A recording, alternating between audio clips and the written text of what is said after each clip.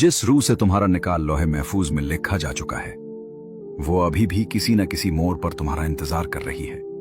और ये कोई किस्सा नहीं, ये खुद हदीस में बयान हुआ है। नबी करीम सल्लल्लाहु अलैहि वसल्लम ने फरमाया कि जब बच्चा मां के पेट में 40 दिन का होता है तो अल्लाह एक फरिश्ता भेजता है और इस फरिश्ते को 4 बातों का हुक्म दिया जाता है: उसका रिज्क, उसकी मौत, उसका अमल, और ये कि वो बदबख्त होगा या नेक बख्त। ये रिवायत सही बुखारी और सही मुस्लिम दोनों में मौजूद है। इस हदीस से यह साबित होता है कि तुम्हारी जिंदगी के बड़े फैसले तुम्हारी पैदाइश से पहले ही लिखे जा चुके हैं, और उन्हीं लिखे हुए फैसलों में वो रिश्ता भी शामिल है जो तुम्हारे नसीब में है। नबी करीम सल्लल्लाहु अलैहि वसल्लम ने एक दूसरी जगह फरमाया कि रूहें लश्कर की तरह होती हैं, जो आपस में पहचानी हुई होती हैं वो आपस में मिल जाती हैं, और जो अनजानी होती हैं वो दूर रह जाती हैं। ये रिवायत सही बुखारी और सही मुस्लिम में है। इस हदीस का मतलब ये है कि रूह का एक दूसरी रूह से ताल्लुक होना कोई इत्तेफाक नहीं होता, बल्कि ये पहले से तयशुदा होता है। इसीलिए कभी कभी तुम्हें कोई इंसान पहली ही मुलाकात में ऐसा लगता है जैसे तुम उसे बरसों से जानते हो। यह महसूस होना बिलावजह नहीं होता, ये इसी पुरानी पहचान का असर होता है जो रूह की दुनिया में हो चुकी थी। मगर इस बात का मतलब ये नहीं कि हर अच्छा लगने वाला रिश्ता हलाल या सही होता है। इसलिए हर मामला शरीयत के असूलों के मुताबिक ही परखना जरूरी है। लेकिन अब सवाल यह है कि अगर सब कुछ लिखा जा चुका है तो फिर वो रिश्ता अभी तक क्यों नहीं मिला? इसका जवाब अगला हिस्सा देगा। सूरह अल हुदीद की आयत 22 में अल्लाह फरमाता है, मा असाबा मिन मुसीबतिन फिल अर्द वला फी अनफुसिकुम इल्ला फी किताबिन मिन क़ब्ल अन नब्रअहा।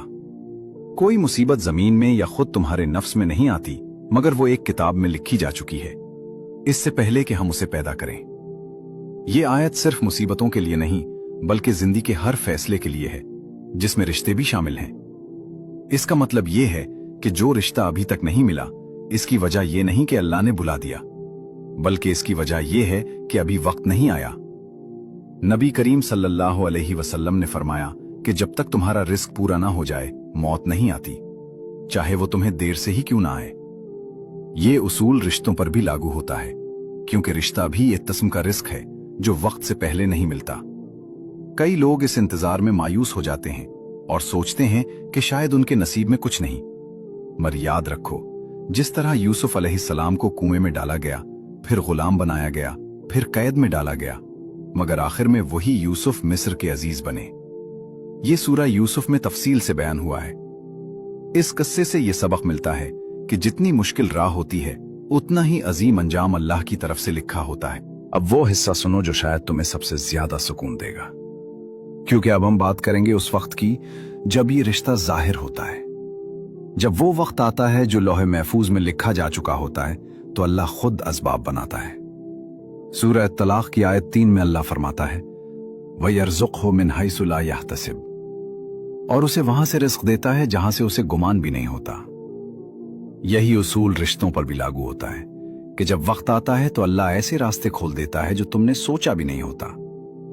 इसीलिए इस इंतजार में सबसे जरूरी चीज सब्र और दुआ है। नबी करीम सल्लल्लाहु अलैहि वसल्लम ने फरमाया कि दुआ ही इबादत का मग़ज़ है। यह रिवायत तिर्मिज़ी में है। इसका मतलब यह है कि जब तक वक्त नहीं आता, तब तक अल्लाह से मांगना ही तुम्हारा सबसे बड़ा हथियार है। और अगर तुम्हारा रिश्ता अभी तक नहीं मिला, तो हो सकता है अल्लाह तुम्हें किसी और मुश्किल से बचा रहा हो। जैसा हमने पहले हदीस में पढ़ा कि 3 चीजों में से एक ये भी है कि अल्लाह तुम्हारी दुआ की जगह तुमसे एक इतनी ही बड़ी मुसीबत टाल देता है। इसलिए हर देर का मतलब महरूमी नहीं होता, बल्कि हिफाजत भी हो सकता है। अगर तुम भी किसी रिश्ते के इंतजार में हो और दिल कभी कभी मायूस हो जाता है, तो कमेंट में लिखो, मैं इंतजार में हूं। और याद रखो, जो लौहे महफूज में लिखा जा चुका है, वो वक्त से पहले न लेट आता है, न वक्त के बाद छोड़ता है।